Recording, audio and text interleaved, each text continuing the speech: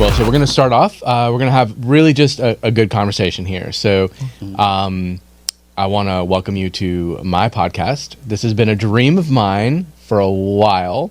I like to have a voice, and what a beautiful way. I got to thank Plug ATL for giving me that chance to have a voice. All right, so thank you so much, AGZA, American Green Zone Alliance, for being an awesome partner and sponsor to this podcast. Roots Down, a regenerative AF podcast. Really respect the work that you guys do in creating a just transition from gasoline to electric in the landscaping industry. We not only appreciate you being a good partner of Roots Down, but we really appreciate you being a great partner to the earth and helping steward new behaviors that can lead us towards a good, clean energy transition, especially in the landscaping industry where we need it most. Thank you guys so much. We appreciate all the awesome partnership. I think climate action needs some champions out there of every race and age. I'm just old white guy, but you know, I do have some things to say. Old. I'm old. We love you. We love you. Awesome. Well, thank you. I'm speaking proverbially for the Fruitful Community Foundation and Roots Down. We love you guys too. Oh. You guys are rock star students, and love to see you guys grow up in this space. So I'm going to give you guys a chance to introduce yourself. So this is Roots Down, a regenerative AF podcast. It's a little fun. We're going to have a little fun, right? AF, yes, right? Okay. Because saying as fuck is not really great. Well, and we're not censored here either. So, like, you guys, no censor. I wasn't No going censor. to be. Oh. I can't censor myself. Good to know. Yeah. Okay, so we're going to go through and we're going to introduce, we're going to let you guys introduce yourselves. So we're going to tell my audience who you guys are. I will say that both of these are fine young gentlemen, are Green Hive alums, Green Hive graduates, right? Whoop, whoop. Yes. And I know them through the Green Hive Leadership Program, right? Yeah. But tell us more. And Micah, you're right next to me, and we're sitting really close on this couch, right? Getting to know each other. But who are you? Tell us your name. Yes. Who are you? What do you do? Yes. Well, hey guys, all you beautiful people. My name is Micah Robertson, and I am the triple threat model, musician, and mathematician. Oh my God. Pending. Get it straight. It might be more of a multi-hyphenate, but yes, that's me. I'm a math major at GGC, Georgia Gwinnett. I go Grizzlies, kind of. And yeah, I'm a earth steward, eco-conscious, climate warrior, and that's why I'm here. Fun fact, you even wrote a song. Yes, We'll I did. get into that. I did. We're not poking at you for that because I thought it was awesome. It was beautiful. Thank you. I really put a lot into it. I appreciate it. Yeah, well, because art is activism, and I think that was a really good tool for you. So, Deionte, the one, the only, right? Green Hive alum, also Green Hive alum. So tell us a little about you. Tell us where you go to school to. So Okay. So I'm an honor student at Georgia State. Go Panthers, but I don't know. The sports sounded team. questionable. Yes. Yeah, both of us were. You can just say go sports.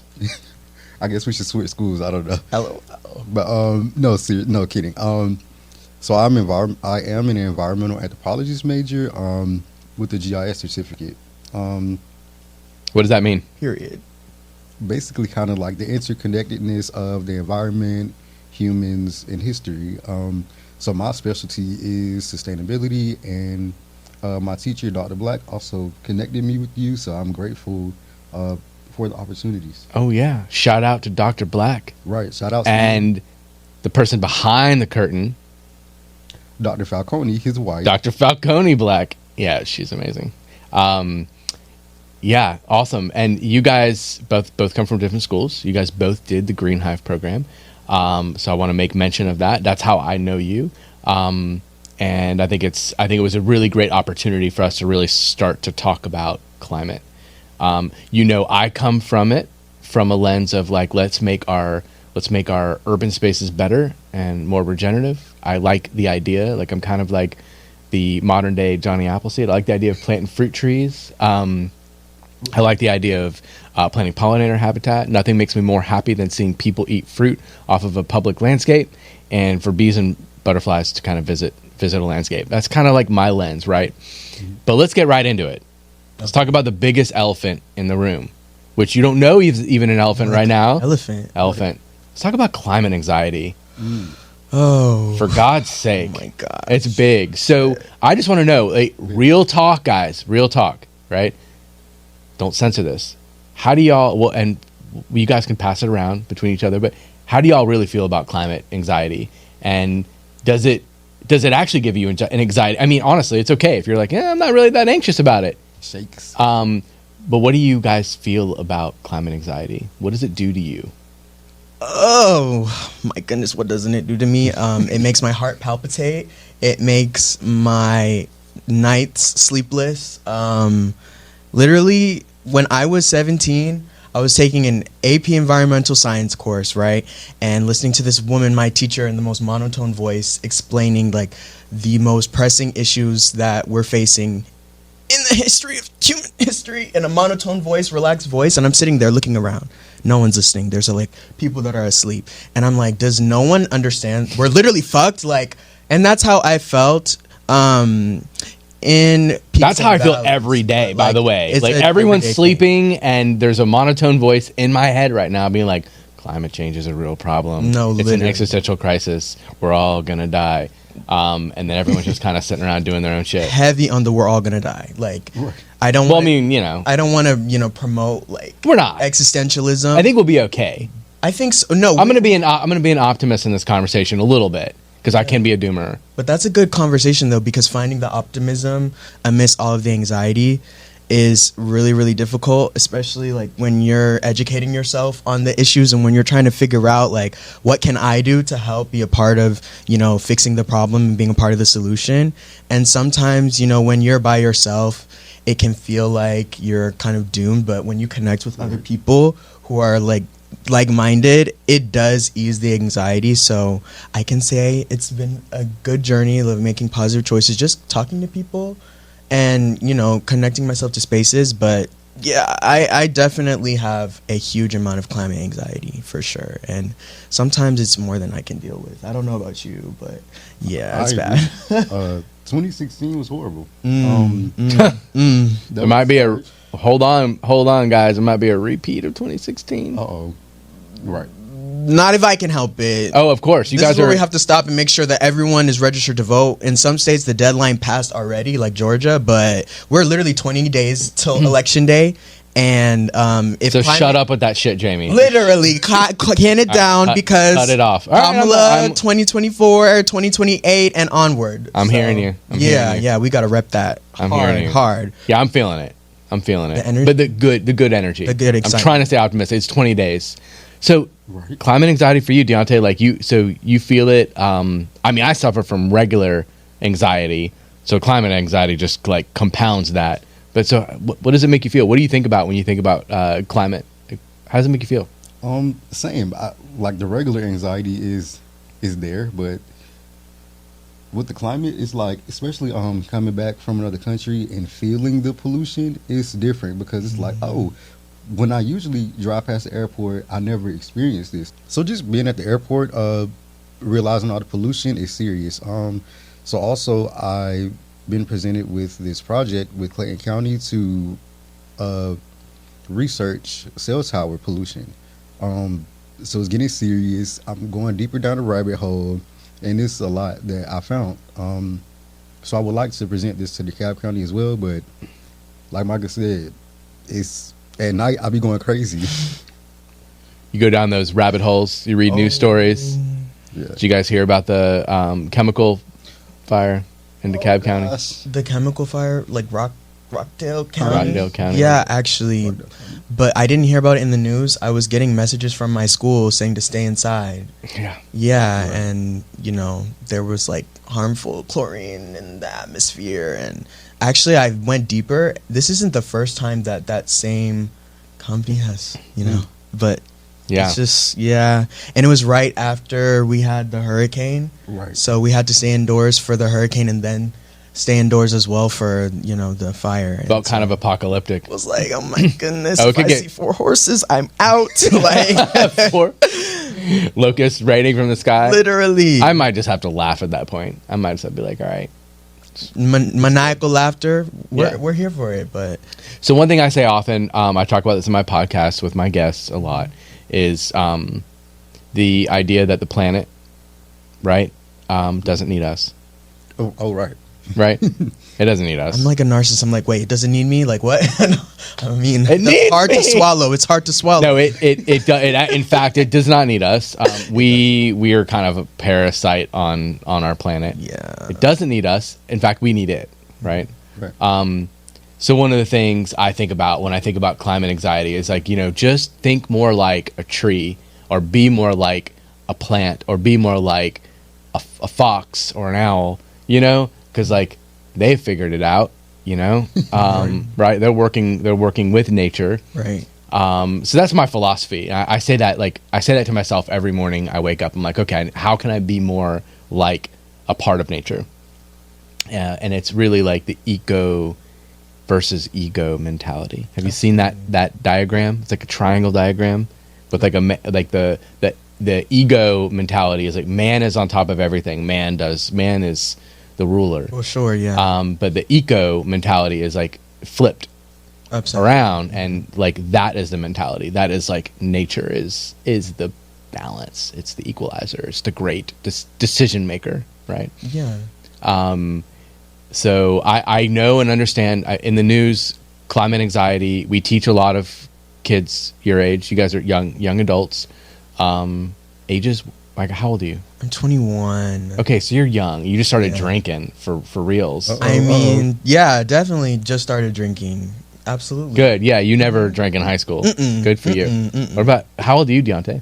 I'm 26, and so I guess we're going drinking Senior. after this. You're the senior. Yeah, for sure. You're the senior of the group. I mean, I'm not. I'm the kinda, baby. Kind of the senior. So, so in the news, you know, you hear a lot about this, and we do train a lot of young adults about how to actually affect climate here and at a local level. I find it interesting that I think that you guys really haven't been given enough agency to move the needle. And that is my next topic of conversation. Do you guys really feel like you have a seat at the table? Do you really feel like your decisions, other than what you cast at the ballot box during election time, because you guys know, right? Not just to vote during big elections, but vote during small ones. Right. Yeah. But do you guys really feel like you have a seat at the table? People are listening to y'all. A seat at the table. I don't feel as though I have a seat at the table. Oftentimes, I mean, with large elections specifically, and also midterm elections, those are the ones that I've voted in so far. I felt that, you know, times, and actually I know that a lot of people in my family that feel the same way, that, you know, there's a stigma against your vote doesn't matter and your vote isn't equal to your voice. And I actually have to argue a lot of times with people to break that sentiment. Right. Because, politicians are not going to act in our best interest if we're not offering them our vote in order to be able to support them. But a seat at the table to me means being able to just express myself as like a queer and trans and non-binary person, and being able to have legislation and being able to have representatives that are going to make decisions that protect me and protect my people and my community. And right now, in terms of the queer community, there's so much, at least like 80 different anti-trans, anti-queer bills that are, in red states right now trying to get passed, and some of which have been passed to kind of demonize people who have a free expression of gender or a free expression of sexuality. And we actually just had Atlanta Pride last weekend, and getting to, march in the Pride Parade, that to me is having a seat at the table in some way. Being able to like wave at people and tell them happy Pride and tell them, hey, I love you even if I don't know you. That to me, if I don't actually have the power to make those kinds of choices in the legislative form, being able to connect with people one-on-one feels like a step in the right direction. Yeah, that's good. And that's a big thing, is if they're not valuing you for queer youth in society, Right. how are they ever going to value your decisions on climate action? Exactly. You know? Like, I mean, that's a big one. And Yeah. you hit the nail on the head with that. So like, they got to first accept you for who you are as a Exactly. person and what you identify as. That's powerful stuff. It's a big deal. So Totally. Deionte, you like what? So do you feel like you have a seat at the big boy table, big girl table?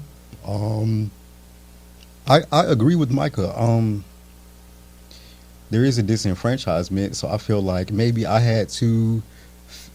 It was a screw loose in the table, or maybe I had to build the chair to sit down because. Or like you remember like during Thanksgiving dinner, where it's like the big Yes, people the table, big kids table and the And then- kitty table. and then they put the kids at the table, and they're like, oh yeah, you guys are separate from us, and it's like, do you kind of feel like not just a screw loose on the table, but like they're still putting you at the kitty table? Well, I dictate that. So during the things I'm doing, I feel like I'm transitioning from the kiddie table to the big table. The things we're doing with Ted Terry, I feel like local municipal wise, yes, there is, but according to federal and all that, no, I'm still at the kiddie table. Yeah. Oh, I feel at the kitty table when it comes to federal federal policy. level, Shit, absolutely. I think like 99.9% of us feel like we're. Yeah, and speaking for like young voters, We might be the dogs underneath the table getting the scraps. Like, honestly. Not the scraps. I really feel that way as well and at a federal level, because when you think about like younger voters and like what's polling as like hot button issues for younger voters, I can say climate ranks very high. Oh yeah. And even on like a nonpartisan scale as well, like young people want to see action made towards climate at a federal level. Right. And the candidates that we have, you know, I feel like sometimes I don't have a choice. I didn't have agency in who I want to vote for, and I'm voting for who I have to vote for, because for me, climate is the number one issue that I look at when I'm voting. Number one. Primero uno. Like, if your climate policy is not where I think it should be, if you want to have fracking and if you want to all of these things, I look at that and I think of myself as having to inherit, you know, the devastation from those choices, and I don't want to vote for people who support that. And so I don't feel like I have agency to have the representatives and the legislators that are going to like see my number one issue and treat it as their number one issue, or even at least like half as much importance. So there is let's be honest, there is a barrier to entry to get a seat at the table, right? We know, like, it's even if it's like a thin veil, it's like a really thick, durable plastic that it's really hard to break through, right? And you guys have just learned how to like maybe cut some pieces in it and stick your hands through, right? I'm giving you guys some The plexiglass. some analogies here. I'm trying to visualize this, make this good for the viewers or the people that are listening. the listeners. But think about that for a second. I think that you guys, I want to commend you for taking action, being a part, even if it's Thank you. the right, even if it's being the Green Hive leaders and graduating from that program. That shows that you care. That's the first step.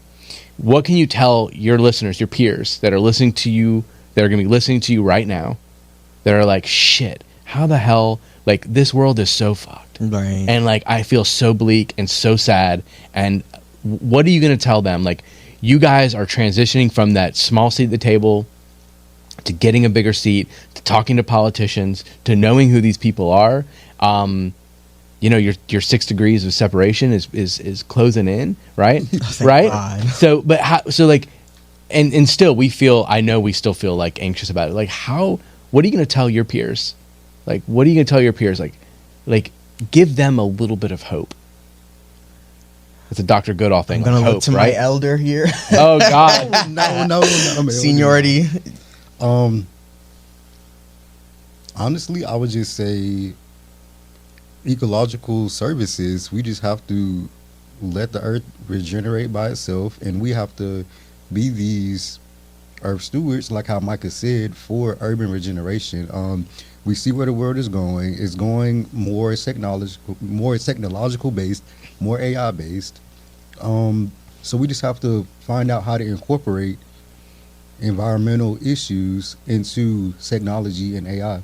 So like how you said, your song, that might do better than this podcast, or the podcast might do better never going out planting trees. Damn, he's already trying to like make this. You need to be my manager. Yeah. Wait. There you go. Hey, it's all about connections. No, Yeah. never. I mean, definitely, but I think as well as, getting in and, making regenerative choices, Mhm. I think what was so eye-opening and what brought me hope was, I hate to sound cliche, but the first time I ever visited Clarkston Library in DeKalb was such a hopeful and like hope-filling experience, seeing how, there's not like shallow patches of grass anywhere that are doing shit for the fucking climate, and there's no like literal anything getting planted in there. There's mulch and there's fruit gardens. Preach. And seeing the work that was already done was like, we can take this, this idea and this call to action that we all feel, and we can implement that into our communities and create spaces that aren't just for cars and aren't just for like trucks and, industry and, pollution, that are actually for the people. And so what my message would be to people watching: use your green thumbs, plant something, go look at a fruit bush, or, go plant, some roots down into the soil, like literally. And Right. I feel like that is something that, is a different rabbit hole you can find of people who are doing the work and actually making the changes necessary to work with some of the climate devastation that we're experiencing, and coming up with solutions in our communities that are going to better us and Bingo. give us a mindset that's going to create Give us in the hope. future. Give us hope. So I say this a lot, right? Climate is the issues with climate change are a whale of a problem, right? They're huge, Like, right? yeah. Huge. And, and I say this all the time too, like, how are we ever going to gain tools to solve climate change? Oceans, coral reefs, Yeah, landfill. like, how are we going to ever solve the problems of the rainforest being destroyed?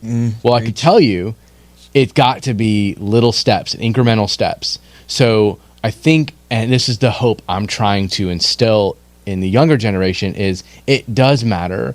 The small things do matter. And it's really beautiful, Micah, that you bring up the libraries, because that's what I was trying to do. I was trying to show people that we can have hope at a local level that can give us some guidelines on how to actually instill hope for the future.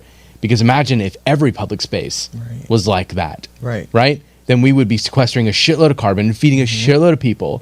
A lot of our issues would be solved. I find it interesting too, and I don't know if you guys know this, but what do you think, in your opinion, is one of the biggest contributors to climate change in the public sector? In the public sector. So like let's just call it DeKalb County, right? What do you think adds to more of our climate issues than anything else? Okay, someone play some game show music, because I think I know the answer. Please. That's one. Okay, actually, I don't know. I'm weighing between two things. Oh, it's okay. We'll say them both. It's fine. It could be automobile. Ding, ding, ding, ding. Oh, I did know it. Transportation. Transportation. Transportation. It's got to be. I mean, well, think about it. We have created a city that is car-centric. Literally. And if you travel anywhere else, like if you go to New York, like I just went to Barcelona, you see other cities that are like, oh shit, they figured this out like hundreds of years ago Yeah. on how to incorporate humans into the city and bikes. And so that's a big thing. But one of the interesting facts is that we're not going to solve that problem overnight. Yeah. That's a big one. Yeah. Right? But what we can do is we could heal our soils. Right? Absolutely. We could heal our we can bring back native species. We could improve on pollinators. And those things will actually offset some of those carbon issues. Because we're not changing the public sector on transportation anytime soon. Not here in Atlanta. Last time I saw, like, they're building more highways. And blocking more public transportation. Indeed. Yeah. Yeah. So that's a big one. And I read the report of that, and it was like I saw the pie chart, that daunting pie chart, and I was like, oh shit.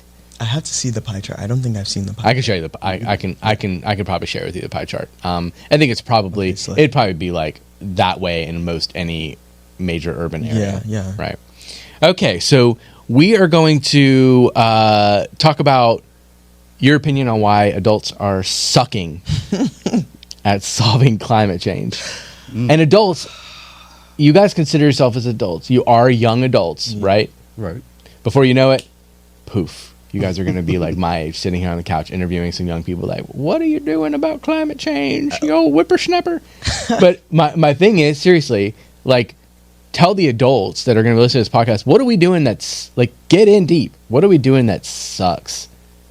Why are we sucking so bad at solving climate change? We have all the resources. Like, we could do this. I would say industrialism. The older generation, no offense, but well, even before you. I love how people say no offense, and then they're like get into like a really offensive shit. Fuck Like no you offense, here. but you kind of suck. Like, yeah. I mean, just the practices and the corporations that in the political realm, these corporations are fed by these. Okay, so Speak. industrialism, Yes. capitalism, these corporations, 1, 2, 3. So it's So I'm gonna really push on this question, Deionte. I'm really gonna push you here. Why do adults suck at solving climate change? And it's not like we can blame the industrial complex, farming complex, pharma, big ag, like all of those things. the Right? list We goes could on, yeah. the list goes on. Our voracious appetite for wanting more, Amazon, right? We are all. See, I used to live this life, right? I was a farmer, and I would like shit on everybody. Like you're not buying your food from a local farm. You know what? Oh, period. You suck. Yeah. You suck. And do. Right? yeah. But we are like guided, and we are our movement is only as big and or small as it could be because of the industrial movement. I get that. That's a big one, right? But why? So like, are you saying like adults are still too plugged into thinking of more larger solutions, and they're not focused on smaller solutions? I mean, we got technology. Can't technology solve climate change? It can if we wanted to. I just feel like, okay, this is a very simple explanation, and I'm gonna ruffle some feathers. Adults are cheap. I feel like Cheap? it's just cheap. Yes, because We want it we want it fast, fast, we want it conveniently, we want it easy. I mean, and good. We want it good. and reliable every time, the same every time. And yes, me too to some degree, right? I mean, I like convenience, but like I also feel like adults, I mean, we all hear like, oh, stuck in their ways, they're just stuck in their ways, but I mean, it's people's livelihoods, to own like gas stations or to run the car shop. I don't know anything. You can't shit on them. Well, you can't. It's like the thing, you like with landscapers, right? I say this all the time. Like, Yeah. you can't walk by a guy using a gasoline blower and flick him off and say, Right. "Fuck you! You're destroying our planet." He's just doing We his job. can. No, you can't though. You can't because that's his job. That's his livelihood. Literally. You got to say a big fuck you to the system Exactly. that put this person that's not wearing protective gear over his eyes, over his ears, that is actually like part of the abuse of the system, right? So a product of the system. A product of the system. So like, yeah, it's our tenacious appetite for wanting more, and it is tough. Like I've talked about this before. I love shopping. I do. I hate that I do. I like nice things. Yeah, I want me to have too. nice things. The Bottega, the Fendi. Yeah, Yes. right. It sucks that comes with an external cost that we don't really want as citizens. And we have right? the privilege of not really directly feeling the impact of. Yeah. And, it's a position of privilege that we're in, just being, Americans, period. And also just that I can Amazon something right here, Literally. right now. Like I can Grubhub us the meal of our dreams. Hungry? I'm getting hungry right now. Yeah, and we don't even realize how much carbon is, emitted in that process, how much water is used. Right. Everything that environmentally costs, we have the luxury and the privilege to not have to think about. And I think that young people are kind of waking up more and more to, at least like in the climate space of like, what does it actually take for this DoorDash order to get from here to me? And there was this survey we took called What the Health. I don't know if you ever had to, or no, that's a documentary, but it was like seeing your carbon footprint and how many Earths it would take for you and your carbon consumption to run if the entire planet was full of just you. And for me, I need like 6.1 Earths to run Micah, to like fully run Micah as Micah runs, showering, eating, like how many times I have fast food, like how many Share miles I that travel. with me, and I'll make sure that's on a link to the podcast because that's really interesting. Yeah, I will for That sure. puts a lot of shit into perspective. It does, because you're like, oh my goodness, I'm thinking I'm gonna maybe like 0.5 Earths, maybe 6.1 Earths to just like live and breathe the way I like to. It's daunting. But with technology, we can find out all of this information really quickly and see just how much like our carbon footprint really, really bears in our everyday lives on an annual level, on a weekly level, on a daily level. So Yeah. You got a big carbon footprint, Deionte? No, I'm not as high maintenance as Micah. oh please, No? oh please, No? I'm sure it's You cook probably like you 7 cook your Earths over meals? here. Do you throw a lot of food away? No, I compost a lot. That's I try good. to cook a lot. The DeKalb County Farmers Market. That's awesome. But you drive. Yeah, there goes like 5 Earths right there. See, yeah. for one Deionte. If we had 7 billion Deiontes, I'm going to project we would need 8. Well, think about how much carbon it took for you guys to get to the studio and shoot today. I know. I did an electric Getting car. climate though. anxiety. That's just me being braggadocious. I'm like, I did it in an electric car. What'd you drive? A gas guzzler? Hold on. What are these lights emitting? Well, of course. Let's cut the lights off. Wait, what are the lights emitting? All right, lights out, guys. Lights out. Yes, we'll do. Deionte, just shut it down. Shut it down. Anxiety. Yeah, well, so the reason I think, and I'm not really feeding you this answer, but I think the reason why adults suck and why I suck at solving climate change, is that it's too big of a damn problem. Mm-hmm. It is like embedded in everything we do, and it's really hard. Like I try to make conscious decisions. I really do. Like I feel like shit when I got to throw out grapes that me and my kid didn't finish. Or like every chicken that I get, that's a chicken that was a living thing, and I'm like, I really try my best to like use it. I'll freeze it. I'm trying to make broth from, like I really try. Sometimes I suck at it really bad. I live in an apartment complex now that doesn't recycle. I'm like, damn it, throw this shit away. But then I'm like, it's an institutional problem. Yeah, we got to fix the institutions. Exactly. So I'm looking at local politicians, and I'm like, hey guys, you guys can hire better people. Mm-hmm. You guys can make better rules. Mm-hmm. Like, maybe you guys are the problem. We need a whole new deal. The Green New Deal. DeKalb County like Green New Deal. Exactly. Oh my gosh, did you catch the reference? I did. Like, hinting at and it. You guys are going November 9th? You guys are going to be there? Absolutely excited. That is awesome. So that's some of the things. Like, yes, we know. And listen, some of the adults don't admit it. Like, oh yeah, I'm awesome at solving climate change. Look at me. I drive a what's that stupid Elon Musk car? I hate it. Oh, the Cybertruck? Tesla. Yeah. Oh, I drive a Cybertruck. Mm-hmm. I'm better for the environment. I shop at Whole Foods. No, you ain't. You ain't. Literally not, because especially not anymore. Like Elon Musk has lost his damn mind. Never mind him ever listening to his podcast, but if he is, girl, we saw on Twitter. You just ruined yourself. You bounce around like a clown. Okay, so let's talk. Let's have a little bit of fun. Ooh. Okay. Let's have a little bit of fun. Okay. Well, not too much fun. Don't get too excited.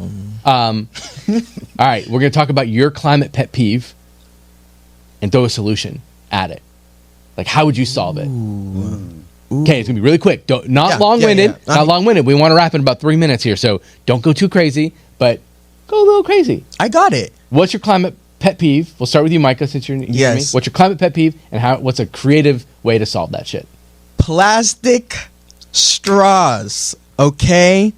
Just buy a metal straw. Okay, A Cali metal reusable straw. And I'm not always the one to practice what I preach, but like when I see someone who will like throw away a straw because of, like, you know how they sometimes crack and like it makes it hard to drink from, seeing someone throwing it makes me so mad. And I literally am just like, okay. So is that all you got? So a metal straw? So plastic straws are your climate pet peeve, and a metal straw. Something more creative? More creative could be... Think like, you like jewelry. What about metal straw necklace? Metal straw necklace goes Okay. crazy. Wait, we just got an idea. I'm just saying. We can Like, make it that's this game. glamorous. That's this game Yeah, we're looking at. yeah, I'm going to come back to you. Okay. I'm going to come back to you. Maybe you even pick another pet peeve. Okay. And then we'll solve it. Okay, yeah. And maybe come up with $1 billion idea. Okay. I was gonna say littering, but that's kind of like the straw thing. God, that's been played out. Deionte, littering. Come on. What's your climate pet peeve? Like, what gets you? What really infuriates you? Oil And and it's like, gas lobbyists. LOL. yeah. I don't want to get canceled for being a conspiracy theorist, Oh Jesus, here we go. but I might, if you say it, I'll debunk it if I know it's not true, and we will fact check. uh-oh. FYI. Perfect. So be careful what you say, but don't just say it anyway. Censor yourself, but don't censor yourself. I'll censor you. I would say the use of all this technology is heating up the earth. Okay. I will. So that's your climate pet peeve? Technology. Give me a solution. You're still not understanding the game here. It's fun. It's supposed to be fun. Oh, Give me fun. a solution. So technology is your climate pet peeve. Okay. How are you going to creatively solve that? You're going to kick us back to Stone Ages, aren't you? Yes, that's the idea. To take us back to Damn it. You're going to be. Are you wearing glasses? You're wearing prescription glasses? I'm wearing contact. Man, what are we going to put you in? You're going to be blind? You'll be the first tribe member that gets eaten. oh no, Children of the Corn. I'm thinking Yellow Jackets. Ooh, I got one. That show's messed up. I got one. Deforestation. Okay, deforestation. Yes. That's your climate pet peeve? Yes, watching trees get cut down Okay. How are you going or to solve it? rainforest on fire. How are you going to solve it creatively? Fun. Creatively, I'm going to get a huge bucket of water and I'm going to very mindfully and creatively dump the water on the forest fire. And to stop deforestation creatively, okay, it's entering my space right now. We're going to stop cutting trees and we're going to start cutting yeah. I don't know. I don't know either. This is a hard game. You it said is. it was going to be fun. It is fun. You know what's fun for me? Okay. Watching you guys squirm. Damn. So it was fun for me. See, it'll be fun for the listeners too.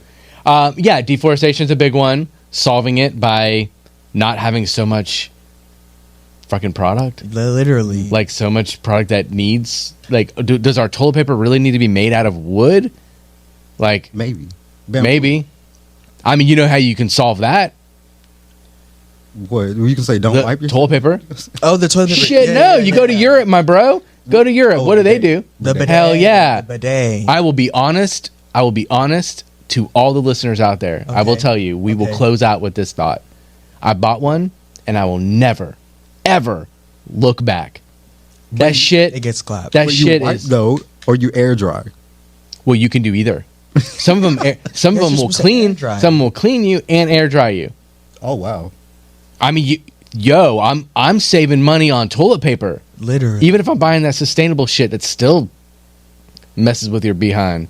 Like, no good. But bidet, saving the day. Bidet. Someone said, "Hey, what's my worst climate pet peeve?" And they were like, "Oh, I'm gonna create like a bidet, a toilet that washes your hiney for you." Yeah. And you never looked back. Never look back. Wow. It was $200 on Amazon. So my carbon footprint, Amazon. Bad. my footprint was a little shitty, and it's probably made in Over it's time, probably though. made in a factory where people lose their fingers on a daily. But you see what I'm saying? I do. I know. I mean, get you. the idea. Yeah. Anyway, well, listen. you guys are awesome. Thank you. You too. And I look forward to working with you guys more on, we're going to be doing a lot of work at the libraries, doing a lot of public education. People are going to be counting on you to know how to do local climate action. So we're going to go way beyond the Green Hive Leadership. Green Hive Leadership was really your first step. First step. So I'm excited about you guys taking that next step, which this next leap is going to be a good one, because that's going to one that gets you paid.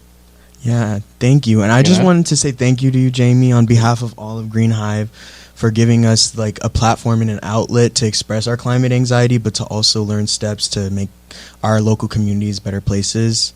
It really does mean more than you know. It's the difference between going to bed sleepless with no hope and being hopeful. So I really appreciate you. I'll pay you when we leave. Just making sure you guys got that. listen, y'all are awesome, and a glaring example of, I think, what young adult leadership should look like. And I think less people will be less climate anxious for listening to this podcast and getting involved. If you want to give a little short plug to each of you, real quick, pass it on, and then we'll end it. Short plug. Yeah. Where to find you? It's Micah the Monarch on all platforms. Okay, and mine is Deionte, Deionte with 2 underscores. All right. So if you guys want to find them, that's how you do it. Thank you so much.